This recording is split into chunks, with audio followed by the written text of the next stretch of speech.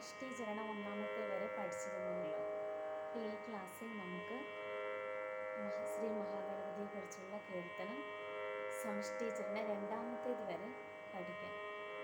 പല്ലവി 6 സംഗതിയും നമ്മൾ സർവ്വസാഹിത്യമായിട്ട് പഠിച്ചു കഴിഞ്ഞല്ലോ. ഒന്നുകൂടി ഒന്ന് പാടി നോക്കാം.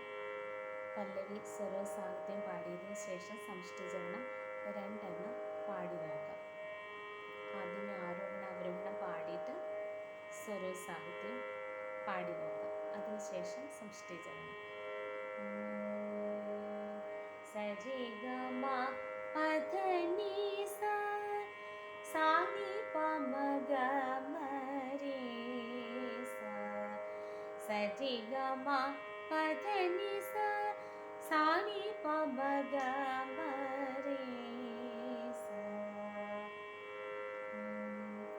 മ പ മ മ ഗ പ മ രെ സ നി സ സ സരി ഗ മ മ പ നി മ പ മ മ ഗ പ മ രെ സ രി സ സ സരി ഗ മ ഗ മ പ നി സ നി പ മ മ ഗ പ മ രെ സ രി സ സ പ പ മ രി സ രി ഗ ഗ മ പ നി സ രി സ നി പ മ രെ രെ രി സ നി നി പ രി രി സ നി പ മ ഗ മ മ പ മ മ ഗ പ മ രെ പ സ നി പ മ മ രെ മ രെ സ സ രി ഗ മ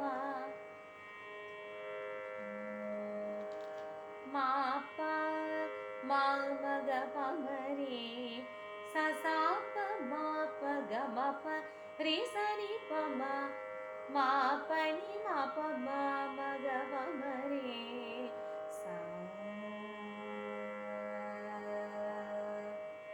ഇനി ഇതിൻ്റെ സാഹിത്യം പാടി നോക്കാം. മാഘ ഗണപതിം മനസാ സ്മരാമി മാഘ ഗണപതിം മനസാ സ്മരാമി മാഘ ഗണപതിം മനസാ സ്മരാമി മാഘ ഗണപതിം മനസാ സ്മരാമി മാഘ ഗണപതിം വസിഷ്ഠവാമ ദേവാദിവന്ദിത മാഘ ഗണപതിം വസിഷ്ഠവാമ ദേവാദിവന്ദിത മാഘ ഗണപതിം.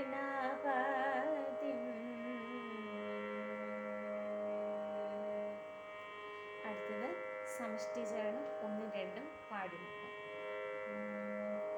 ഗമ പനി പ ഗമ പനി പ പ നി സ സ സ സാ സ സ സ നി രെ സ നി പ നി സ നി പ മ ഗ മ പ നി സ സ സ രെ രി സ സ നി രെ ഗ മ രെ സ ഗ മ രെ സ ഗ മ രെ സ പ നി സാ നി പ മ മ ഗ പ മ രെ.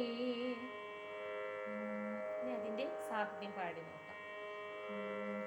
മാഘ ദേവസുതം ഗുരു ഗുഗനുദം മാഘ ദേവസുതം ഗുരു ഗുഗനുദം മാര കോടി പ്രകാശം ശാന്തം. അത് ഒന്നുകൂടി ഒന്ന് പറഞ്ഞുതരാം. രണ്ടാമത്തെ പനി സനി പമ ഗമ പനി സ സ സ മാഘ ദേവസുതം രി രി സ രി രി സ രി രി സ രി രി സ